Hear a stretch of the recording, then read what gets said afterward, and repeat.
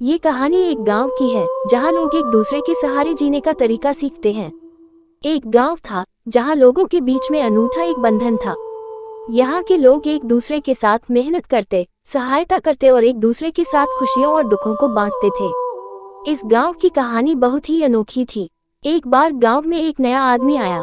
उसका नाम राम था। राम बहुत ही निराशाजनक हालात में आया था।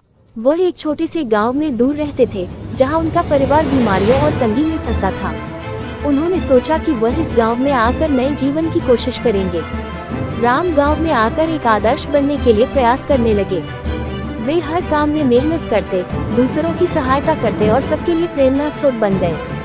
दूसरे लोगों की खुशियों और दुखों में भी वे सहभागी रहते। एक बार गांव में बड़ा दुख का समय भी आया जब गांव के मुखिया का बेटा अचानक बीमार पड़ गया।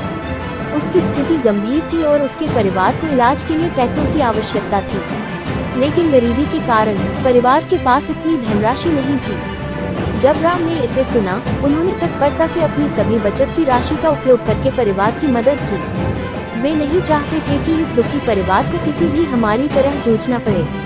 उन्होंने बचत की राशि के साथ साथ दूसरे गाँव वालों को भी अपील की और उन्होंने भी उस परिवार की सहायता की। इस आपातकाल में गांव वालों ने एक बड़ी टीम बना ली। सभी ने मेहनत करके और अपने संगठन के साथ मिलकर इलाज के लिए पैसे इकट्ठा किए।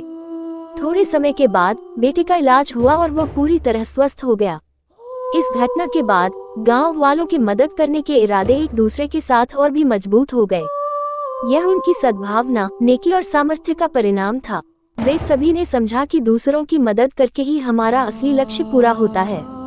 वह गांव अब एक परिवार की तरह था जहां हर कोई एक दूसरे का सहारा था। यहाँ के लोग अपनी खुशियों और दुखों को साझा करते, एक दूसरे की मदद करते और अपने संघर्षों को साथ में झेलते थे।